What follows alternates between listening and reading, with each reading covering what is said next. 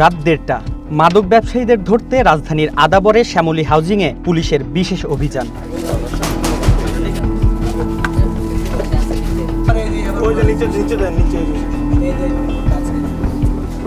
এ সময় মাদক ও দেশীয় অস্ত্রসহ কয়েকজনকে আটক করে পুলিশ।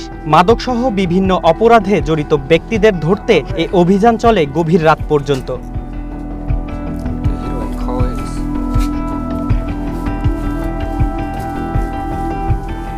বেশ কিছুদিন ধরেই মাদক ব্যবসায়ীদের ধরতে অভিযান চালাচ্ছে পুলিশ।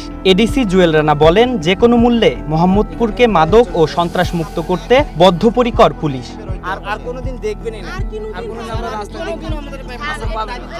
ইতিমধ্যে আমরা কিন্তু আজকে জানি যে আমরা 2-4টা বাসায় হানা দিয়েছি। আমরা লোকজন নিয়ে হচ্ছে যে আমাদের আরও যে টিম সিভিল টিম সেট করে রাখছে, যে এখন আমরা বাসায় বাসায় হানা দিব, দিয়ে এদের ধরে ফেলবো।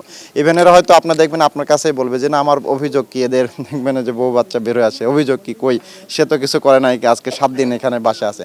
কিন্তু এটা তো জাতীয় জানে, আমরাও জানি যে এরাই হচ্ছে নেতৃত্ব দেয়। ভবিষ্যতে আরো বড় পরিসরে অভিযান চালাতে পুলিশের লোকবল বাড়ানোর প্রয়োজন বলে মনে করেন এই পুলিশ কর্মকর্তা। ক্রাইম জোনে নিরাপত্তা দেওয়ার জন্য যে কোনো স্ট্যান্ডার্ডে মানে লোয়েস্ট স্ট্যান্ডার্ডে 5000 পুলিশ লাগে। আমার পুলিশ আছে কত জানেন, 2 থানা মিলে 250। জেনেভা ক্যাম্প বা এরকম সেন্সিটিভ জায়গার জন্য এক্সট্রা 200-300 পুলিশ পার্মানেন্ট থাকতো।